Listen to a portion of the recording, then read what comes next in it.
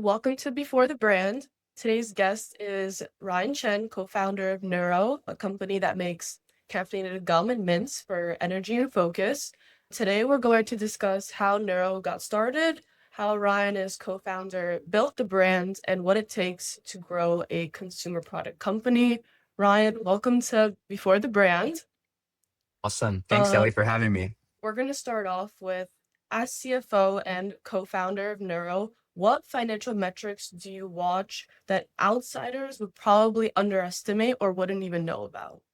I would say from the beginning, we've always been a performance marketing brand. So the metric that we look at the most is probably CAC, so customer acquisition cost, and then LTV. So just trying to measure like what that payback period would be. And ideally, we try to be first purchase profitable. Totally. What belief did you have at maybe 20 years old that you now think was completely wrong, or something that you definitely would tell your younger self that isn't true? That's a good question. I think the number one thing as a 20-year-old one, I think I was still in college. So I think the false notion that I had thinking that whatever you major in college is like what you're going to end up doing. I did chemistry and economics, and although some of it was useful, it's like more just about learning and really being out in the real world is what you figure out like what you want to do. So for my case, started off as CFO, like neck deep into the numbers analytics, started my career in data science at Hulu, and then realized what I really was passionate about was partnerships and business development. So figuring out what I wanted to do by basically doing something that I didn't want to do first. So real life experiences was what really helped you. Absolutely. Going back to those like real life experiences, tell us about the exact moment that the idea for NeuroGum emerged, because now it's such a huge company, everyone knows about it, but how did it start from the very beginning? Yeah, it was always the original idea was taking supplements and putting it in a more accessible, approachable format. So instead of energy drinks or multivitamins or pills that are sitting in your medicine cabinet, we wanted to put something in a more approachable format. So we came up with the idea on a scuba diving trip, actually. And on a scuba diving trip, we realized that we were really tired, but we didn't have an energy drink or any of these supplements. And we thought that if we put it in something convenient like a gum and mint format, it would work for us, but it would work for millions of other people as well.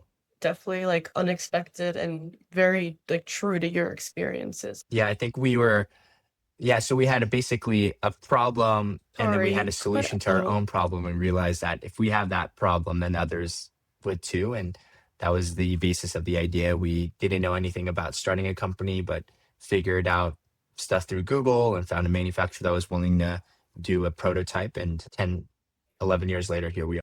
so going back to that like large idea and you making the brand, how did you generate like attention, maybe without like a large marketing budget or not really knowing what to do? How did you get people excited about it? How did you get people knowing about this? Yeah, I think before we started like heavily on like your traditional social media channels like you see now with like Instagram and TikTok, before then it was like Reddit. So Kent, my co-founder, luckily was heavily in like sub nootropics or sub Reddits for nootropics. And then that really helped get the word out. And then with other media channels, we found different reporters covering similar types of categories or like kind of health and wellness. So we would find key contributors or writers for like Time Magazine and all these other channels. And that's kind of what, led us to get a Time Magazine feature, Dr. Oz, very quickly after we launched. Why do some celebrity mentions generate like crazy sales while others produce nothing? Why I think some brands don't get as much attention. I think one, it's like a multi strategy. I think there's a multitude of ways that you want to strategize. So for us, like, I mean, we started a while ago. So for us, like before e-commerce was really a big thing, Amazon was still like a growing channel. We wanted to be in a platform that was growing. So I think a lot of the times now people try to jump on when the wave is already kind of sunsetting. So I see thousands of brands kind of hopping on TikTok before that trend. If you had joined TikTok maybe 2 years ago, it would have been a lot easier to figure it out. Now it's become very saturated, right? So to try to keep your eyes open for newer opportunities, whether it's like a new social media platform, new way of like distributing content. I think that's the name of the game. It's easier than ever to start up a brand, with Shopify, it's super easy to whip up a website. And then now with, the advent of AI, there's a lot of ways that you could save a lot of time. So competition is there more than ever, but then the barrier of entry is lower than ever. So I think that's a big, I think, issue for brands. So it's like you really have to go lean all into it with different multi-strategy approach. Do you think like flexibility is a big part of that? Like how flexible does one have to be in order to find an idea that is going to fit what people want right now or what's trending right now? Yeah, it's true. I mean, I see different brands pop up all the time, especially in my career over the last 11 years, going to places like Expo West and new brands and new innovation all the time.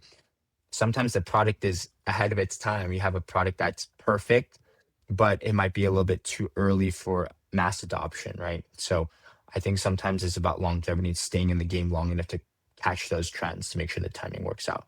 Going back to your specific experiences in neuro, how did you persuade or convince, or what was the story with the first retailer? Like, how did you convince them to invest in your company? Yeah, our first retailer was CVS in, I want to say 2019. They had a new innovation program for memory and focus, and we submitted our product for energy and focus, and then got a call to launch in 3 stores. Test went really well, moved to 30.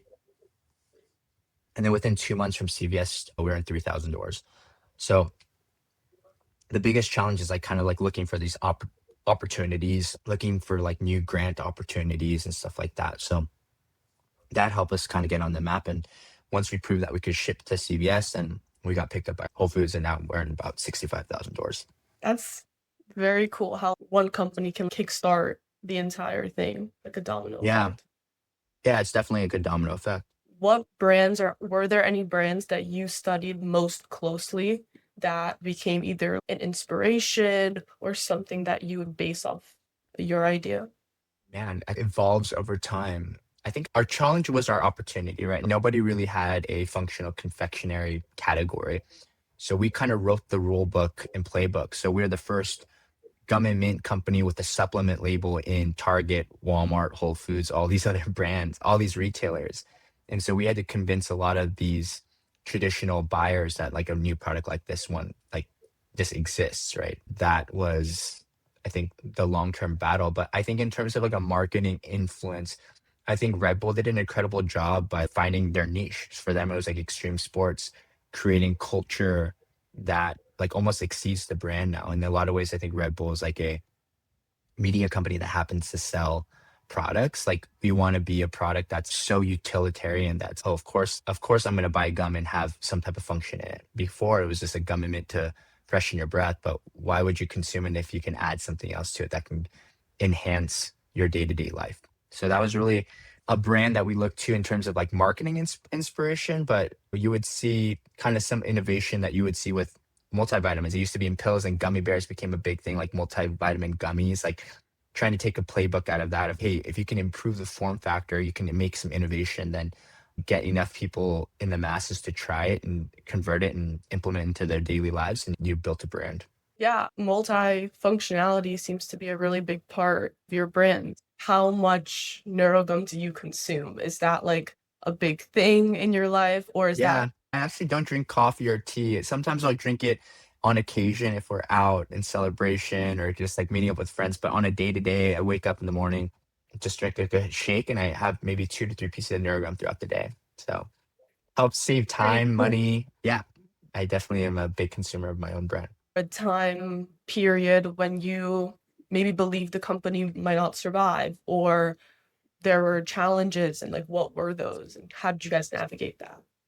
Yeah, I would say for the first 5 years, we barely raised any outside capital. So it was always a kind of a struggle of, hey, this company's going to survive. We were very grassroots approach in terms of hiring. It was like me, Ken, Tyler, a few other people that we hired abroad. And it wasn't until maybe 3, 4 years ago that we really started to see the potential, right? We're just surviving long enough to kind of get that mass adoption. And I would say the toughest times are like sometimes the times you want to double down when your back's against the wall. So there's definitely times that we've faced that we weren't sure, hey, we didn't have enough money for this marketing capital. Without the growth, it's harder to raise capital to fund them. So it's just like this chicken and egg. And so we always kind of ran a very conservative, very like we were very budget conscious. And that kind of helped us survive a lot of the more turbulent times during different moments of the business. But we maintained consistency. And over the last 11 years, there was never a down year. We've always continued to grow. That's great. So, was there ever a mistake that produced a very valuable lesson? Because sometimes a mistake will actually help the company go forward. So, was that ever an instance with you guys? My God, yeah, we make plenty of mistakes. We sometimes were really eager to launch a flavor that we thought just made sense from a branding perspective. But Yeah. cinnamon was an example. We launched cinnamon because it's a red color, it's a different flavor from the mint. But you look at data and research, it's like cinnamon's like a very uncommon flavor. So why didn't we launch with something like a spearmint first? And we launched spearmint a few years ago, but that should have been the second complement. So a lot of times you kind of trust what you think might be good, but sometimes you want to fact check it with numbers as well. So it didn't cost us a ton, but I think the business could have grown maybe faster if we had a spearmint complement to the peppermint when we launched the brand. But other times there's just you learn mistakes. It's not a mistake, but sometimes you get feedback from customers like, "Hey, I love the gum, but it sticks to my dentures," or "Hey, the gum sticks to my fillings." And we that's when we decided to make Neuro mints because they could alleviate that gum issue from sticking, but the exact same formulation. So that's when we started Neuro mints and then rebranded the company as Neuro when it originally was Neuro gum. So I think always just take your customer feedback seriously. If they're willing to spend the time to write something about their experience, that's like gold. That should be currency for a brand. I think sometimes we take offense to it's like, oh, why don't they like this? Are they complaining about that? It's easy to ignore, easy to get feel personalized or to feel like an attack in some ways. But I think sometimes you could use that as fuel and then and improve the business. One or two products maybe that you wish you had invented? I'm very proud of what we built. It's still 11 years later that we don't really have that many competitors in this space. I think you see a lot of pouches popping into the market. You see a million RTD ready to drink brands out there.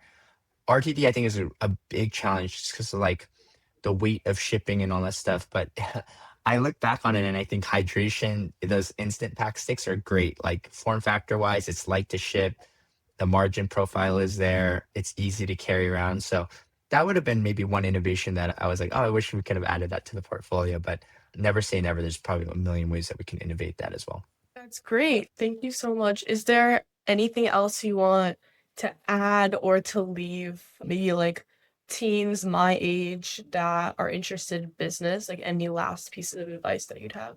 You guys are in a really incredible time with technology, right? We grew up without the AI and advent of that. You guys can do Yeah. so much research, but sometimes that might clog you down. Sometimes you just have to do it and act on it. You can get inundated with too much information. And at the end of the day, the best way to learn is by doing it. Get as much information as you can, but don't ever run on that hamster wheel. Oh, I need more. I need more. Eventually, you just have to get off and then just go and do it.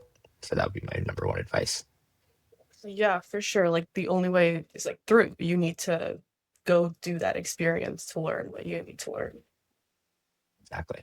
Thank you so much. Thanks, Ellie. Yeah,